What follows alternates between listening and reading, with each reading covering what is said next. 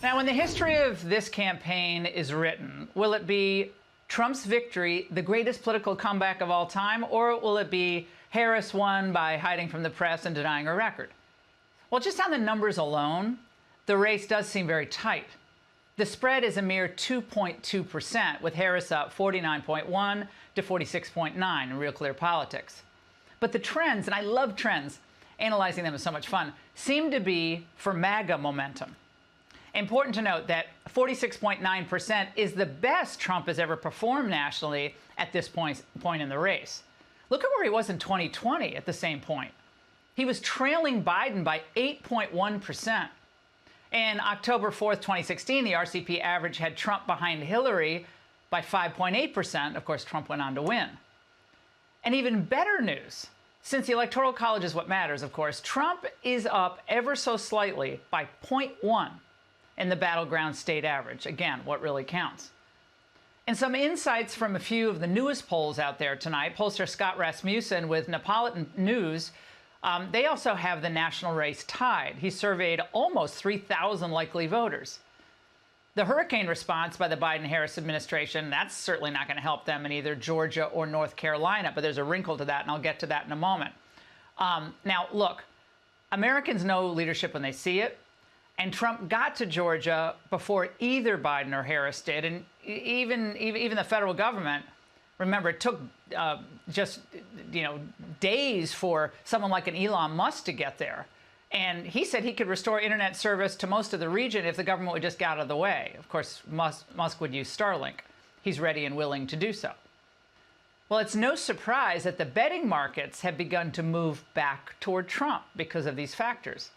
And the main reason that Trump still leads Kamala on the most important issue to voters, which is still the economy, because of high prices. People are making less money in real terms than they were 4 years ago.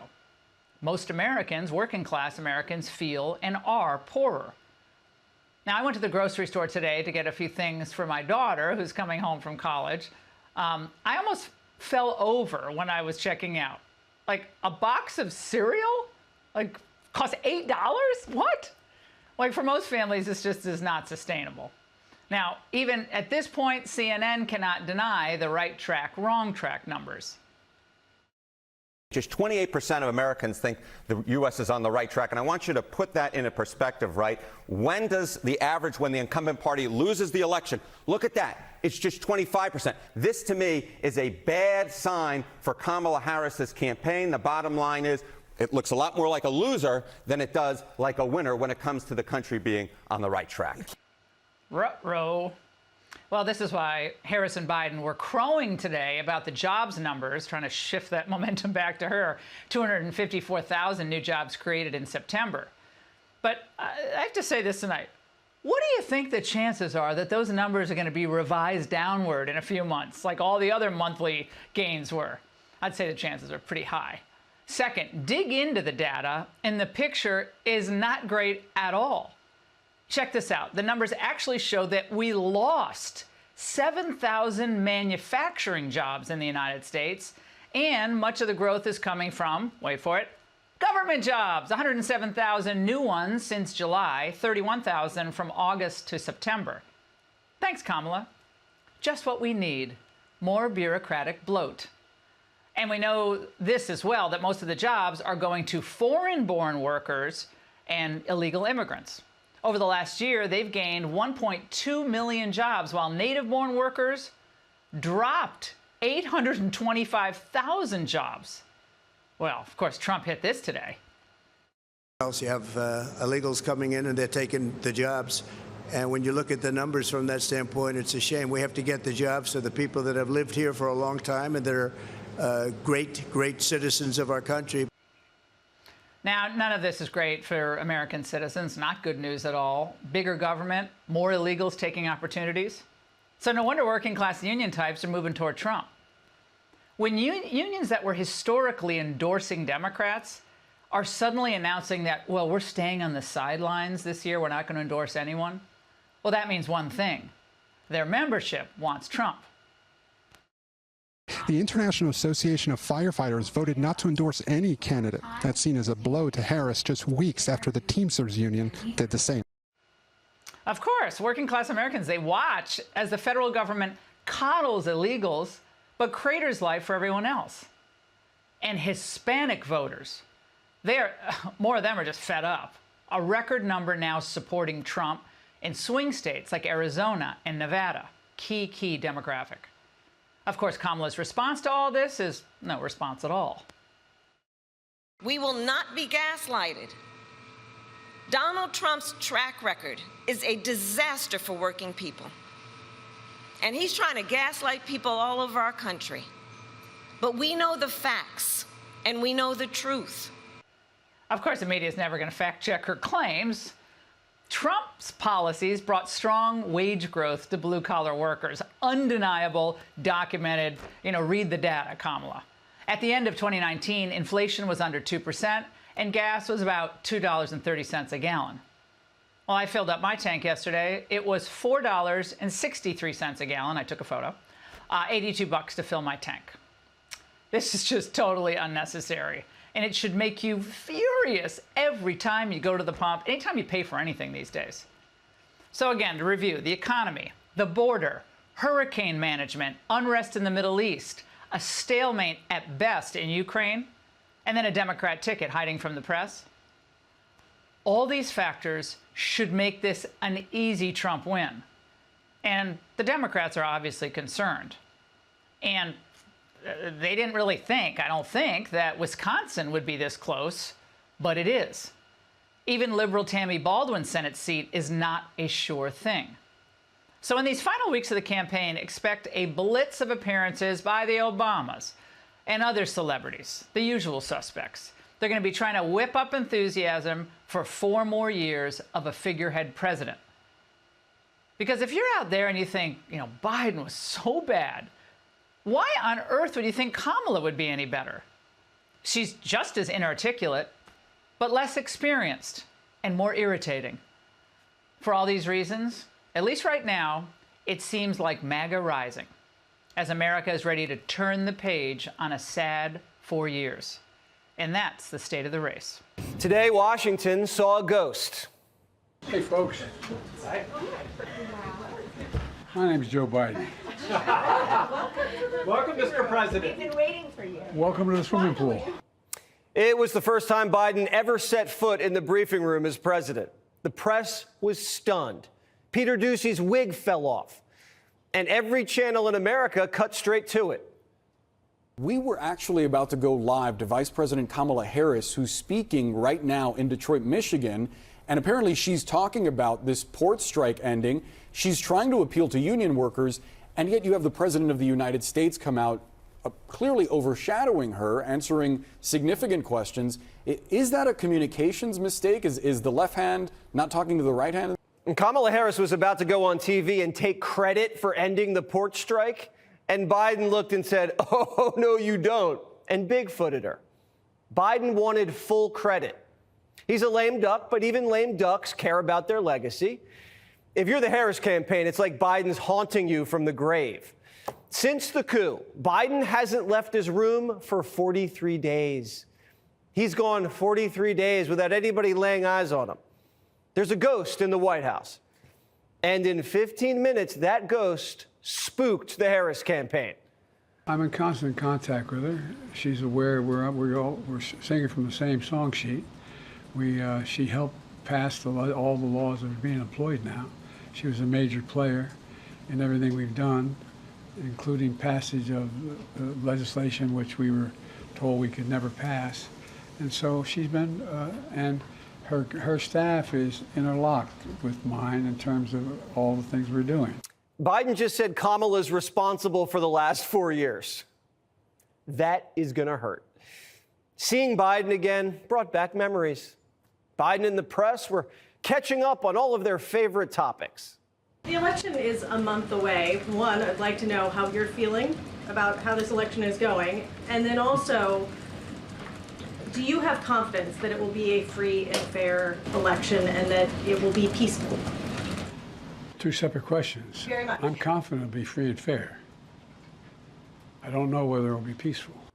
The President of the United States should say this is going to be a free and fair election and we have everything under control. He shouldn't say, I don't know, could get a little violent. We'll see what happens. When it was time for Biden to leave, the reporters asked him to get back in the race. Do you want to reconsider dropping out of the race? I'm back in. It's actually funny, but the reporters see the same poll numbers we do. Biden might have a better shot, and he still thinks he can win. Biden, deep down, wants Kamala to lose. First Lady Jill Biden isn't on the campaign trail with Kamala. Biden's not on the campaign trail with Kamala. He's actually hurting her campaign, saying she co-signed all of his economic policies and then kicking her off TV so she couldn't get credit for the port deal. If Kamala Harris loses, Biden will blame one guy, Barack Obama. This would be the second time Barack forced Joe out in 2016 for Hillary and 2024 for Harris, with Trump beating them both times. If Biden sees Kamala go down, he'll look at Barry and say, I told you so. That's if they're even talking, because they're not talking right now. But someone's going to be doing a lot of talking. That's Barack. Kamala Harris's internal poll numbers must be so bad. They're making the Messiah leave Hawaii to hit the trail for the home stretch. President Obama, they are calling on him to go to Pittsburgh next week as they lean on his star power to turn out the vote, his star power among Democrats at least. And we have seen this to great effect in several last election cycles where Obama is sort of called in the final hour in order to thwart Democratic complacency. Barack Obama's having second thoughts about the second coming, Kamala Harris. Taylor Swift didn't do it. Walz blew it. Now Obama has to come in and stop the bleeding. I have to ask you about your old boss on the campaign trail. I know you say you're dubious of celebrity endorsements. He's also perhaps the best liked politician or former politician out there. And he has constituencies. And one of those constituencies is younger Black men who there's been a focus of his work. And that's also a big weak spot for Kamala Harris. If there's one place among African-American voters where she needs help, it's there. Blacks are a big weak spot. Not to mention white dudes, unions, Hispanics, millennials. Harris is underperforming in every demographic compared to Joe. This is all hands on deck. Obama's even cutting ads for Senate candidates now. Michigan, this is Barack Obama. I want to talk with you about the Alyssa Slotkin I know. She'll get the job done, and she will make you proud. What? Alyssa Slotkin? How embarrassing to be used like this. You're the former president of the United States. Oh, here's a woman you've never heard of. Vote for her. Does Obama have anything else to do? Go live your life. Politics isn't everything, man. Obama had to take over this campaign because there's no sugar left in the sugar high. She peaked. And Democrats, including Barack, are, quote, concerned that she's acting like she's sitting on a lead in a tied race. That's according to NBC. Democrats say they're trying to keep her away. It's like seeing your favorite Hollywood actor, and then they're on a talk show, and they can't even speak. Look what just happened in Michigan. It looks like her teleprompter went down. Did you all see Magic Johnson? Remember his number? 32. Today we got 32 days until the election.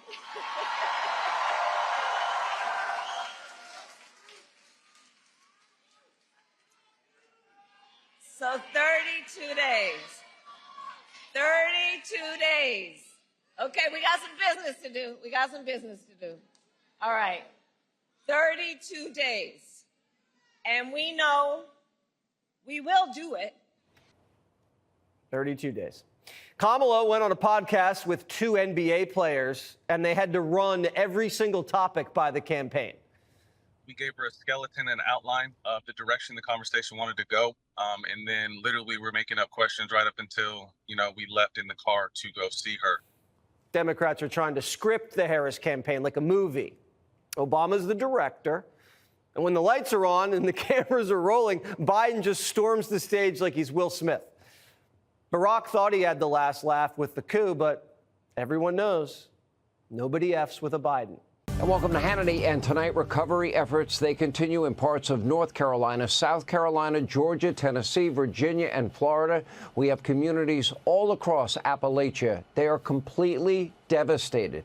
The situation tonight is dire. And according to reports on the ground, the Biden administration, they have been making it worse, and they have been totally tone deaf for over a week. This has been the worst federal hurricane response in the history of our country.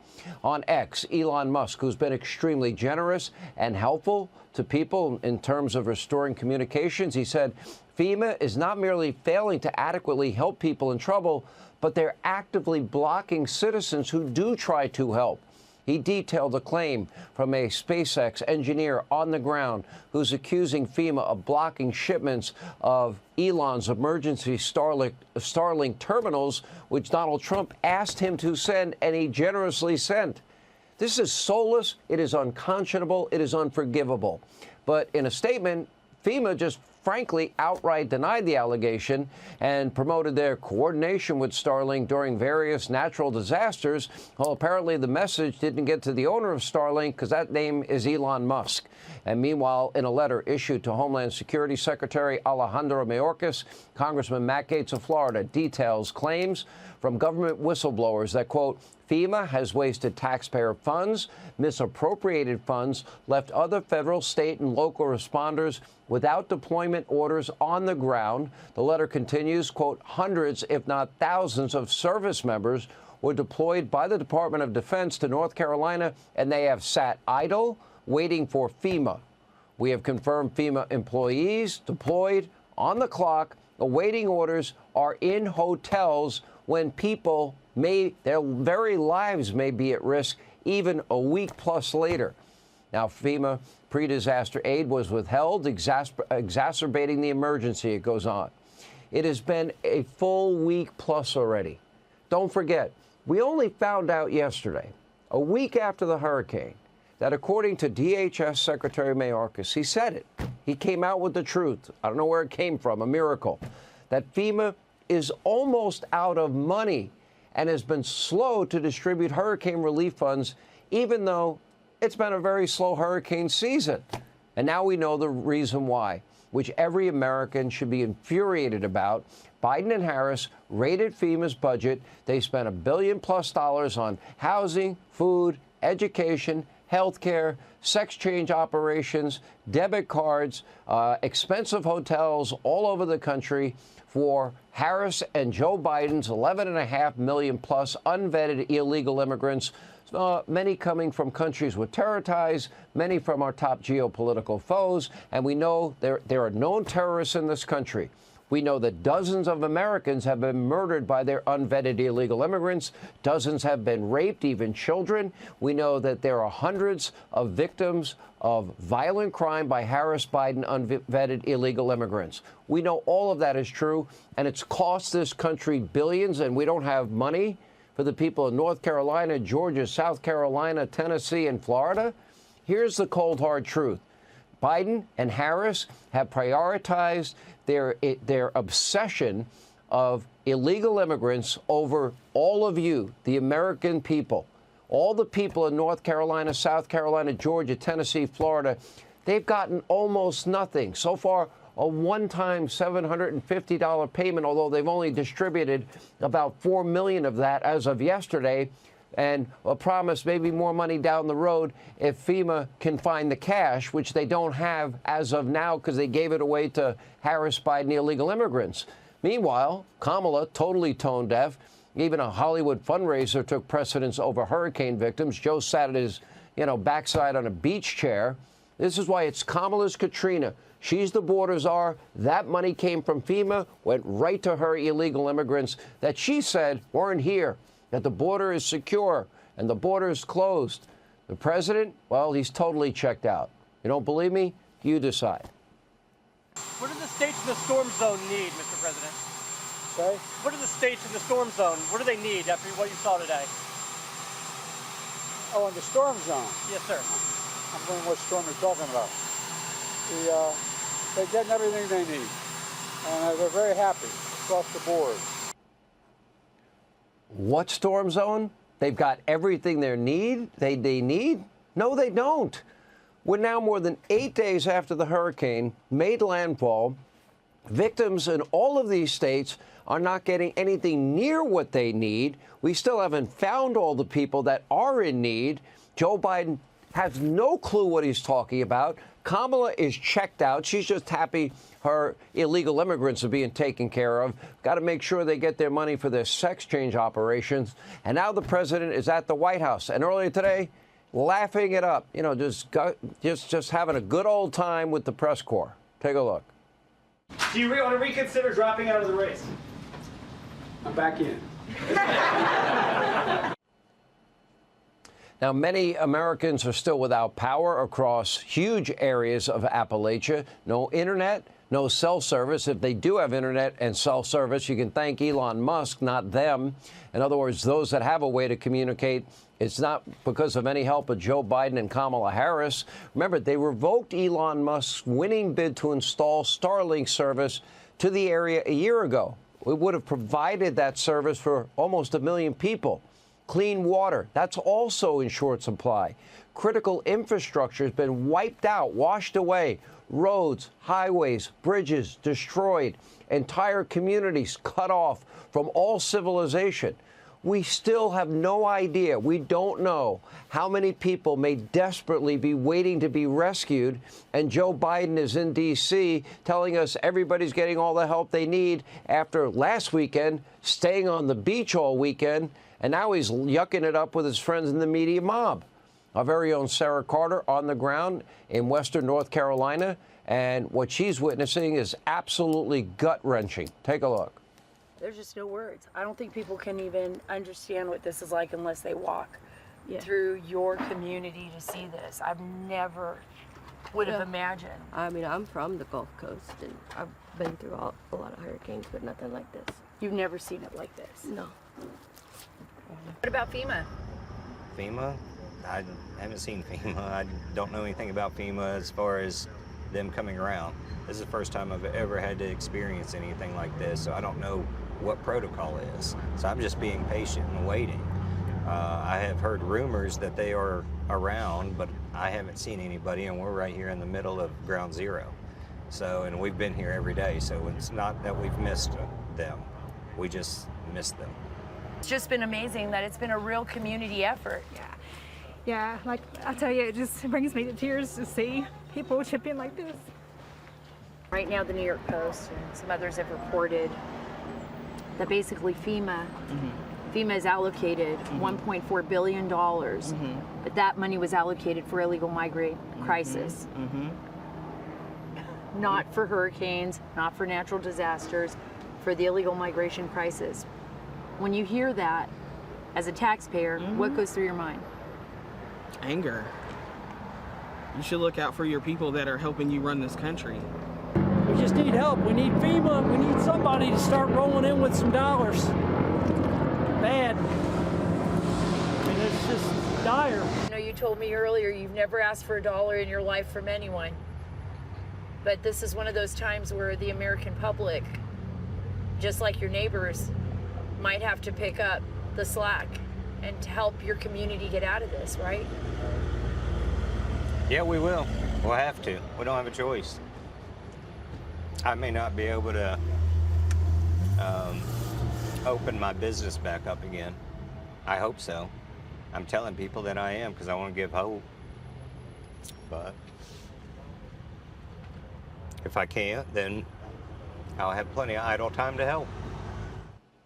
Maybe it's time that Joe and Katrina Harris head back south and go to the southeast and take another look and get to work. Or maybe FEMA, the Federal Emergency Management Agency designed to help Americans in emergency situations, maybe they should be focused on emergency management, not illegal immigration, not on DEI and equity, which is a big part of their, quote, mission in writing. If you look at FEMA's strategic plan, instilling equity is the #1 goal stated in the agency's official strategic plan. What is equity doing right now to save lives in North Carolina and Georgia? What is it doing? What is equity doing to rebuild roads and bridges and give people food and water and shelter? What is equity doing to get people the things that they need? The time, the energy, the taxpayer money that FEMA wasted on left-wing political obsessions is an absolute disgrace. Taking money for Americans and giving it to their illegal immigrants that they are obsessed with, it is unconscionable. It is soulless. It is heartless. It's no wonder the response has been an utter disaster. And today, while Kamala campaigned in Michigan, Donald Trump, he was back on the ground. He was touring the hurricane damage in Georgia with Governor Brian Kemp, who sadly, he had to go back to the federal government 3 times. He wanted 90 counties declared a disaster area. He got 11. Then he went back, then they gave him 30. And, you know, I think finally they stepped up today after he had to make multiple calls to get the help he needed. Take a look. Let me, first of all, just say thank you so much for joining us as we continue to work day and night to recover from this historic but also horrific storm. I want to thank you for keeping the nation's attention on those who are hurting in Georgia, and I certainly appreciate President Trump helping us do that as well.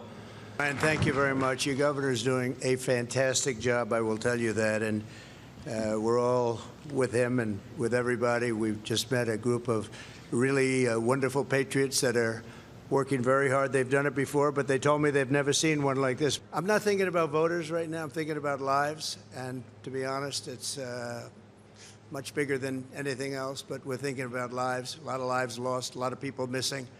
And that's what I'd be focused on right now.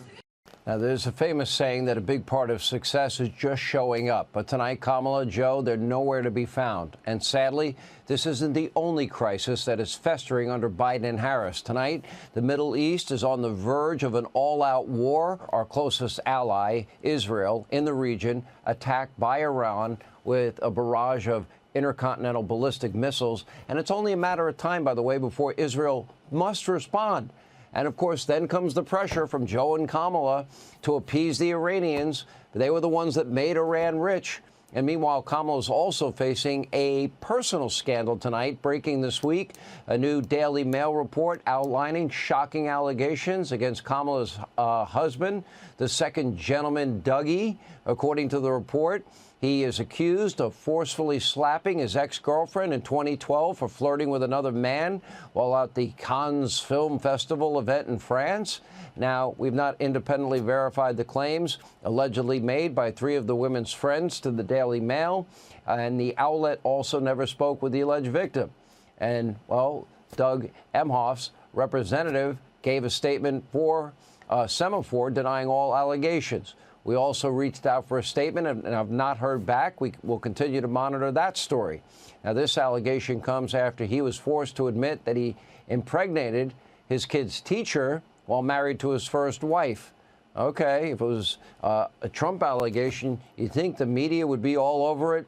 I'm pretty sure. Hey, Sean Hannity here. Hey, click here to subscribe to Fox News YouTube page and catch our hottest interviews and most compelling analysis. You will not get it anywhere else.